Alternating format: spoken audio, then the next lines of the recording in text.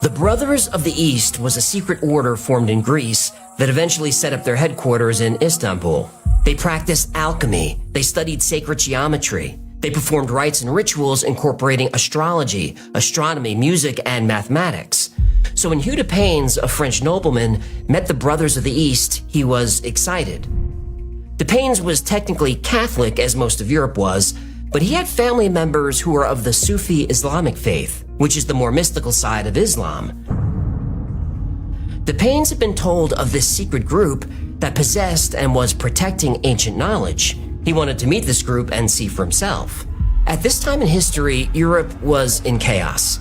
Various kingdoms were rising and falling and warring with each other. In the East, Muslims and Christians were clashing. The world was tearing itself apart, yet the Brothers of the East possessed a peaceful wisdom. They weren't concerned with modern politics. The brothers had a purpose that was much more important. Once mutual trust was established, the Brothers of the East told the European visitors their story. Well, not their story, the story.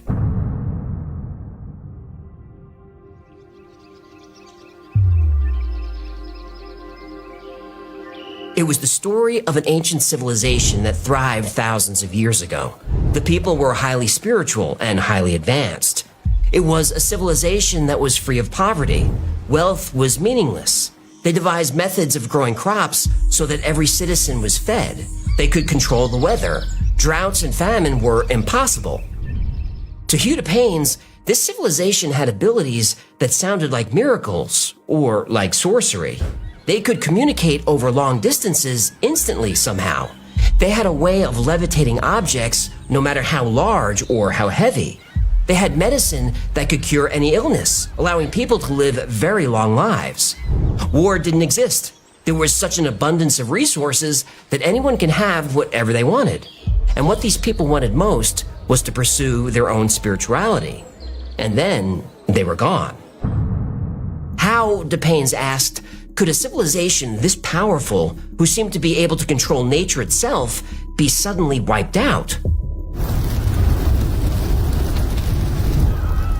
The Brothers of the East said in a single day the ground shook, and volcanoes emerged and erupted. Then a giant flood swept over the earth and destroyed everything.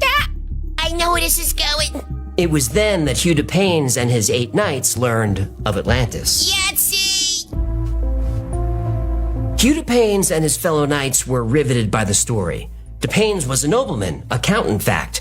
He was the Count of Champagne. Le Mouet Champagne. Oh, pardon my French.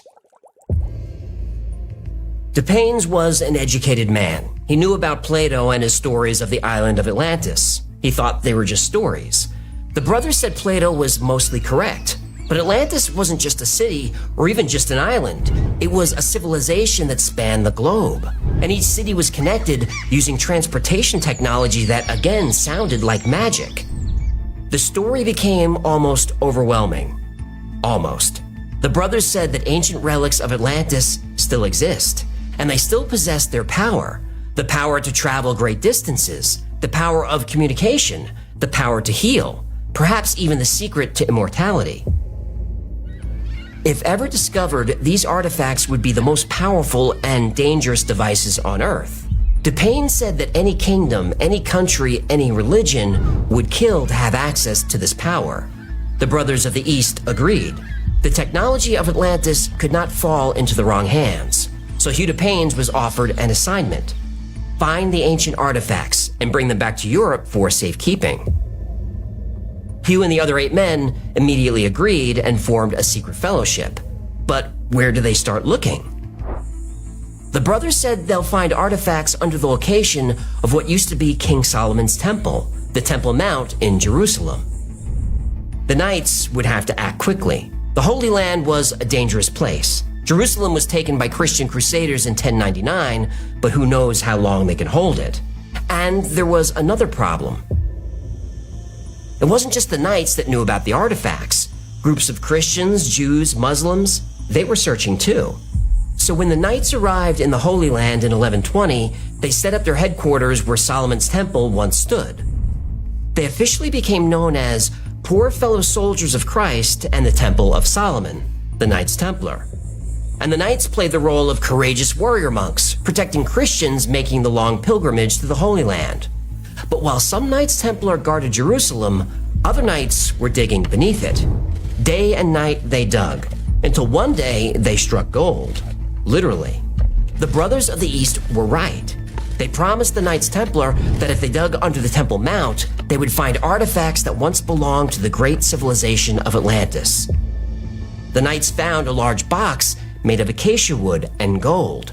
There was no question they had found the legendary Ark of the Covenant. And then they found 5 more.